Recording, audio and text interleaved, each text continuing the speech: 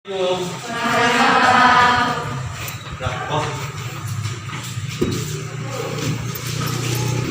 siap. Beri salam. Assalamualaikum warahmatullahi wabarakatuh. Doa mulai.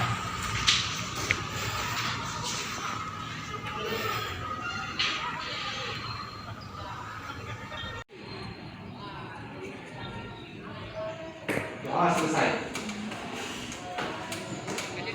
Bismillahirrahmanirrahim. Alhamdulillahirrahmanirrahim. Gimana kabarnya? Sehat? Alhamdulillah sehat ya.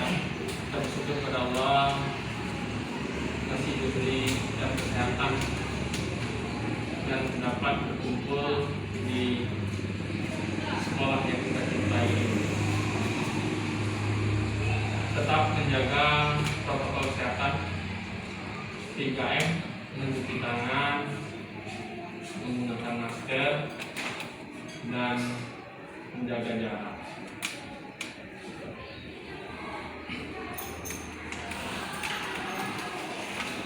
Untuk hari ini siapa yang tidak masuk? Putri ya? Keterangan? Sakit. Sakit apa Putri? Tidak ada kabar? Ya, kita doakan mudah-mudahan secepatnya sehat. Oke, untuk materi kita pada hari ini yaitu tentang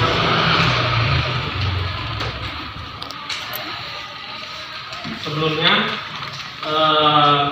tujuan pembelajaran kita pada hari ini adalah menjelaskan perkembangan dan percampuran budaya Islam di Nusantara dan menjelaskan proses integrasi Nusantara.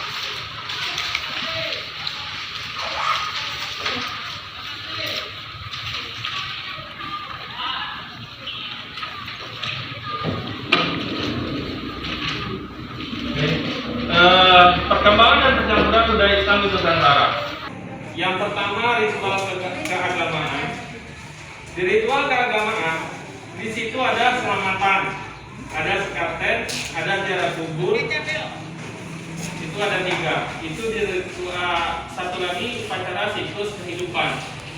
Di upacara siklus kehidupan itu dibagi lagi. Ada kehamilan, ada kelahiran, ada kita, nikahan, dan kematian.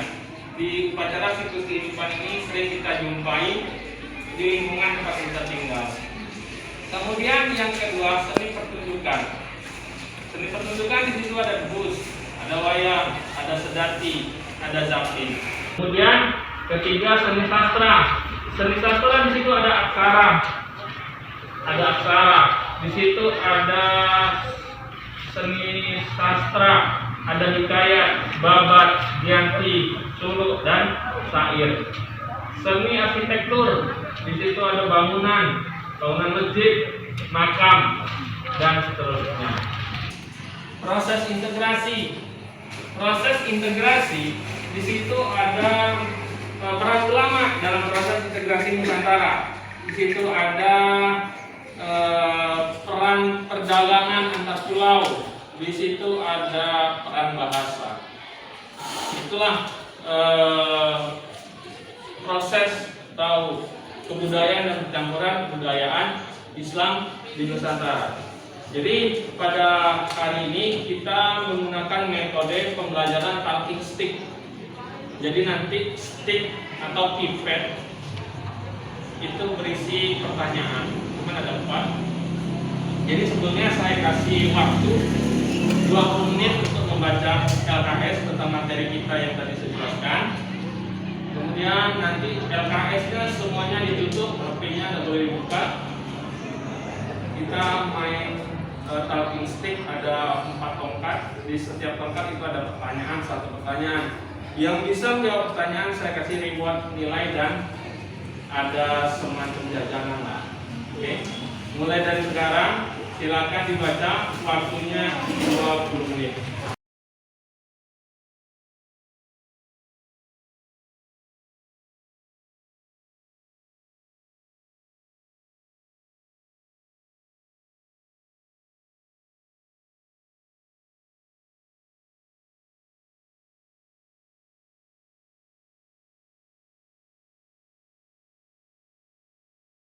Ini silakan LKS-nya ditutup.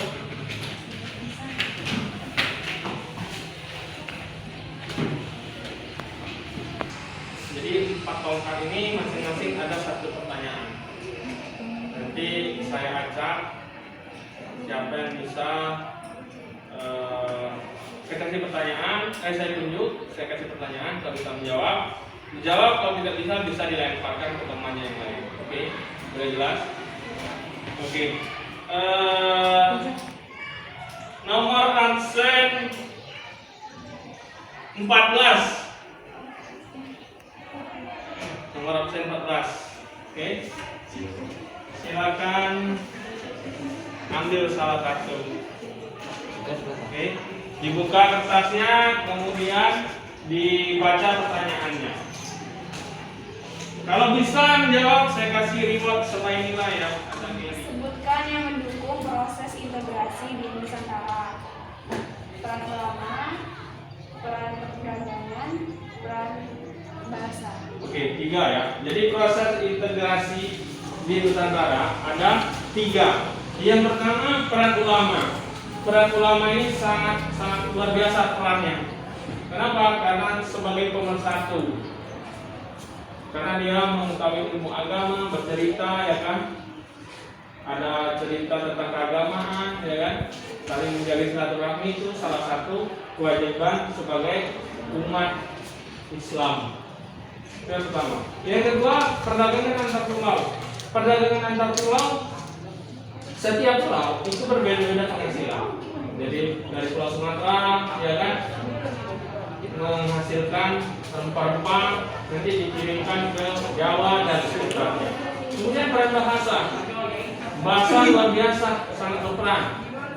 Apalagi bahasa Indonesia itu adalah bahasa Melayu, bahasa pemersatu di Nusantara. Jadi itu ada 3. Yang pertama peran ulama, yang kedua peran perdagangan antar pulau, yang ketiga peran bahasa. Kita lanjutin selanjutnya nomor absen 22.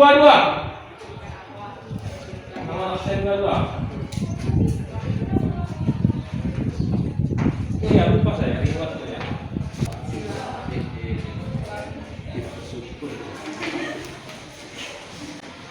Oke, silakan. Apa yang dimaksud dengan babat? Apa itu babat? Dari yang saya baca tadi, babat itu merupakan cerita yang berlatar belakang sejarah. Namun ceritanya tidak berdasarkan sepenuhnya fakta. Ada yang karangan, namun dilatar belakangi oleh kejadian-kejadian bersejarah. Oke, kasih aplaus lagi.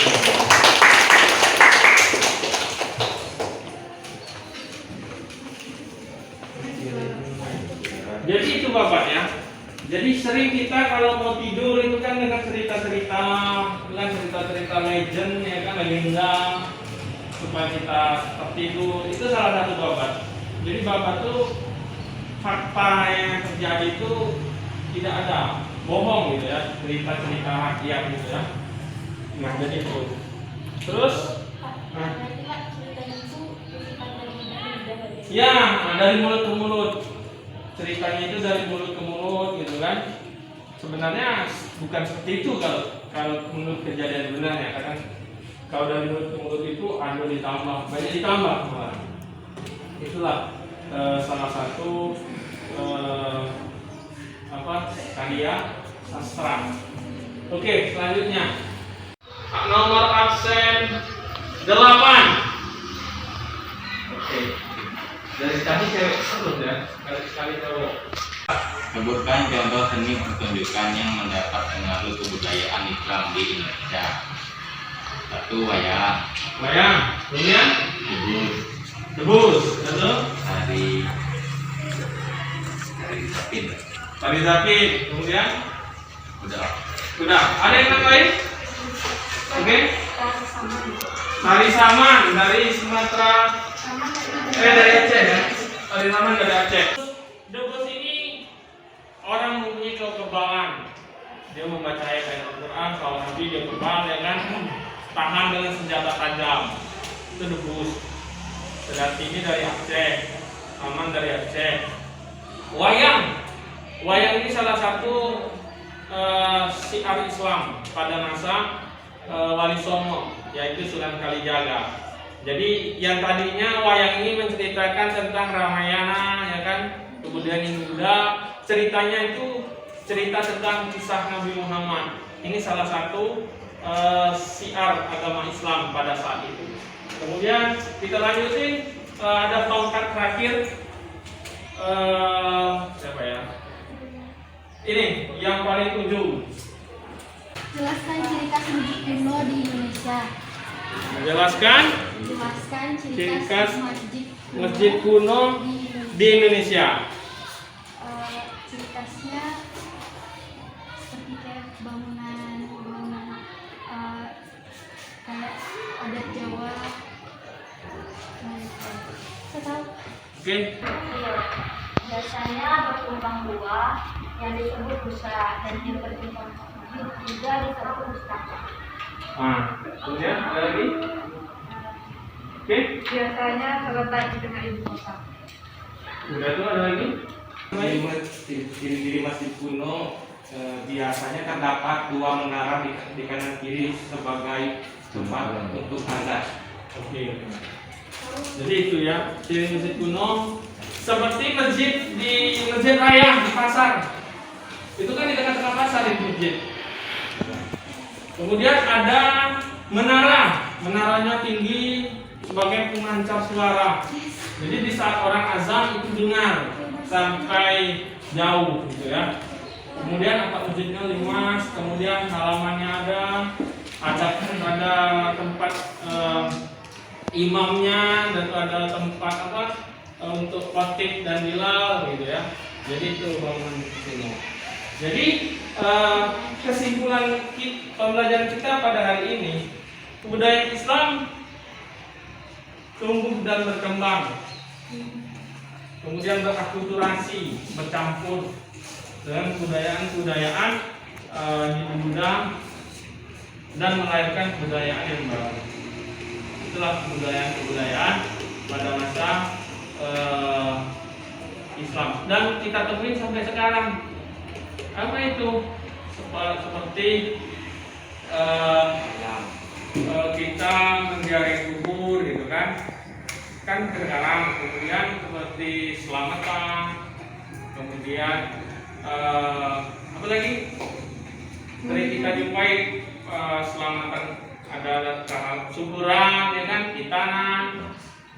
Kemudian ada sedekah orang meninggal ya kan, 1 hari, 2 hari, 3 hari, kemudian ada 7 hari, 40 hari, 100 hari, dan sampai 1000. Jadi itulah ini materi kita.